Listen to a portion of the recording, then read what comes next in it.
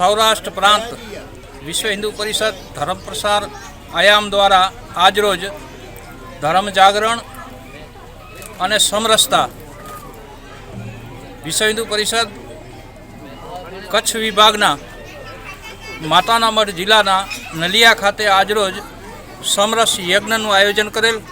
એમાં સાધુ સંતોએ આશીર્વાદ આપેલ છે। રાજકીય અને વિશ્વ હિન્દુ પરિષદના પદાધિકારીઓ અત્રે ઉપસ્થિત રહ્યા છે। વિવિધ સમાજના અગ્રણીઓ, સરપંચો સૌએ અહીંયા સમરસ યજ્ઞમાં ભાગ લીધો છે।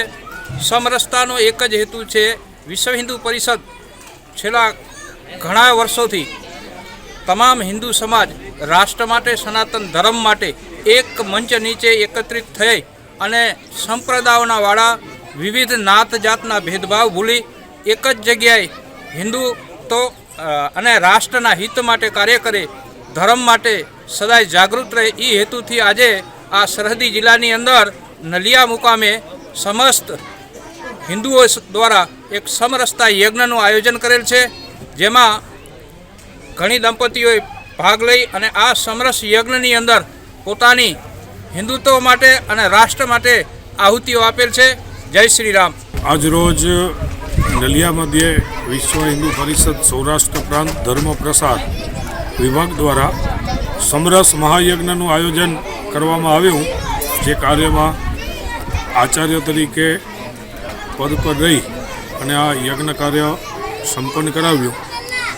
કોલી સમાજના ભાઈઓ સજોડે આ યજ્ઞમાં બેસી અને યજ્ઞનો લાહવો લીધો।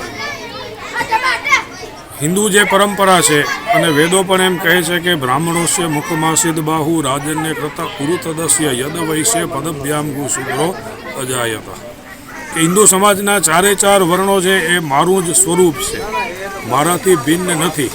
માટે સમસ્ત હિન્દુ સમાજ એક છે, કોઈ ઊંચ નીચના ભેદભાવ છે નહીં, છૂઆછૂતના કોઈ ભેદભાવ છે નહીં।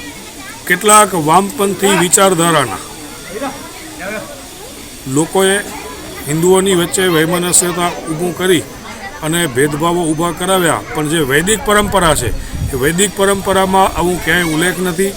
એના ભાગરૂપે આજે આ યજ્ઞ સાથે યજ્ઞ છે એ ક્યારે પણ પ્રસાદ વિના પૂર્ણ થાય નહીં, એટલે યજ્ઞના અંતે સમસ્ત અહીંયા ઉપસ્થિત સેવા વસ્તીના તમામ ભાઈઓ, પરિષદના પદાધિકારીઓ, સંઘના પદાધિકારીઓ સાથે સમૂહ પ્રસાદ પણ ગ્રહણ કરશે। એ જ સમરસતાનું પ્રત્યક્ષ ઉદાહરણ છે। અસ્તુ।